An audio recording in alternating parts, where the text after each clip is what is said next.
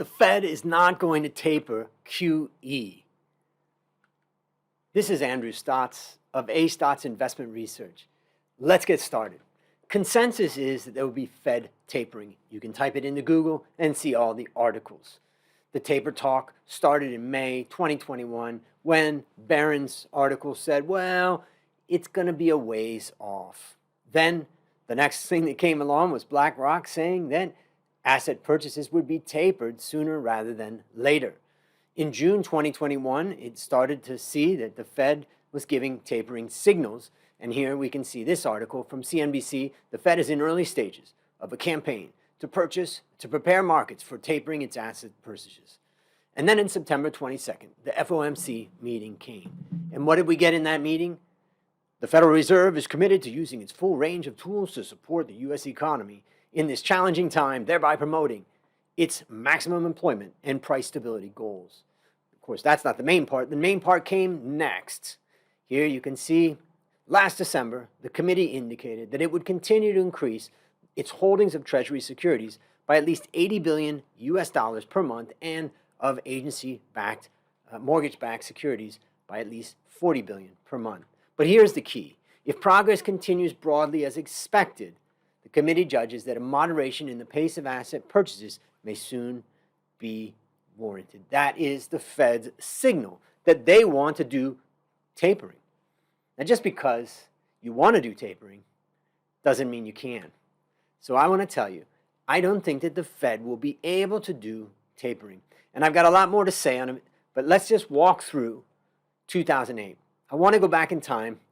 It started in September 2008, and the Fed never really tapered from this 2008 crisis QE. Then the 2020 crisis happened, and it was time for another massive round of QE. I'm going to walk you through the story with charts and show you why I think tapering will not happen, just like it never happened after 2008 crisis QE. So let's look at this chart, and here you can see this is the Fed balance sheet, the asset purchases of the Fed from the 2008 crisis. And what you can see first is that the Fed balance sheet went from a trillion up to 2 trillion instantly as the Fed injected money into the system.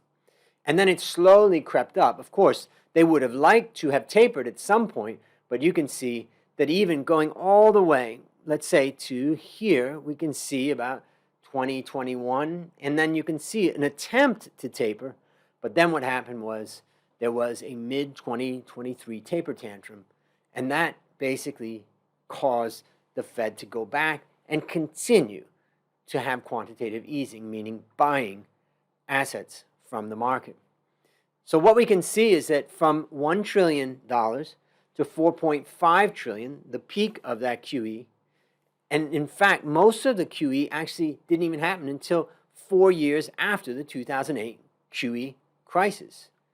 Now, we did have a super slow tapering that started in 2015, but it's hardly anything. And then we did have a tapering that started to happen, as you can see in this part right here, but that all ended. In fact, it started to reverse in August of 2019. Now let's take this chart and let's rebase it to 100. So it starts with 1,000 or $1 trillion. Now I'm just going to rebase it to 100 at month 0 when we started it. And now I'm going to put some other things on here. By rebasing everything to 100, it allows us to compare. First thing we want to look at is the U.S. stock market in 2008. We can see that it fell quite considerably. In fact, you could say by about 40 or 50%. And then it went on a massive rally, and this is 132 months.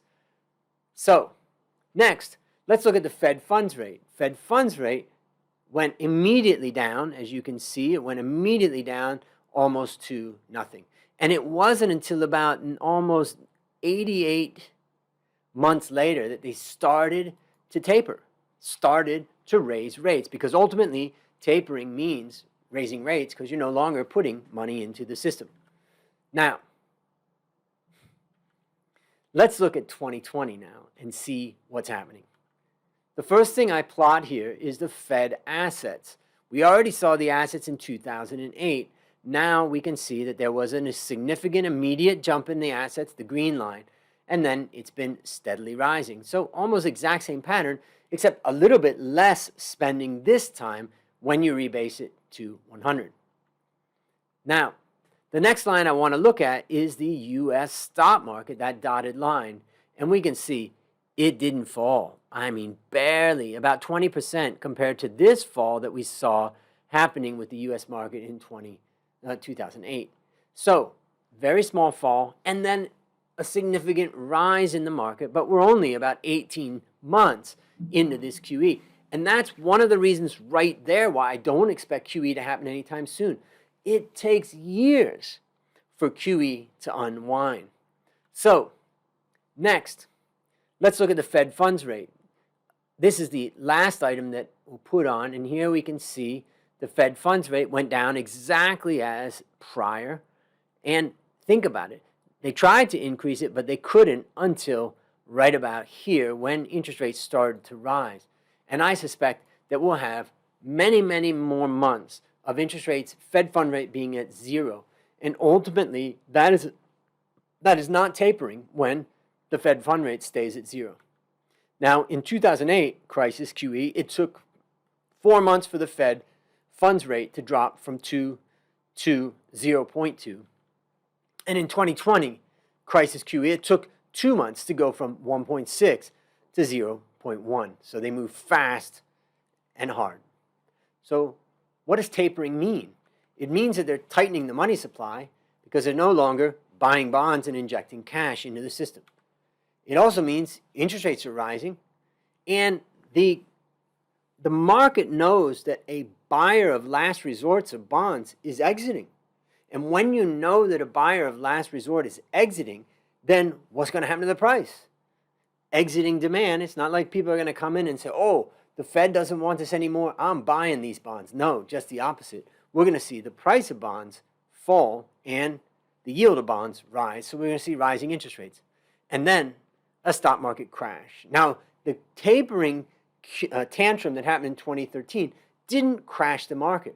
But the market is a lot higher these days, and I think there's serious risk, particularly considering the level of debt outstanding. So, to wrap it up, when the Fed starts to taper, I expect the market to panic, causing the Fed to reverse its tapering, and then we'll see the market shoot up.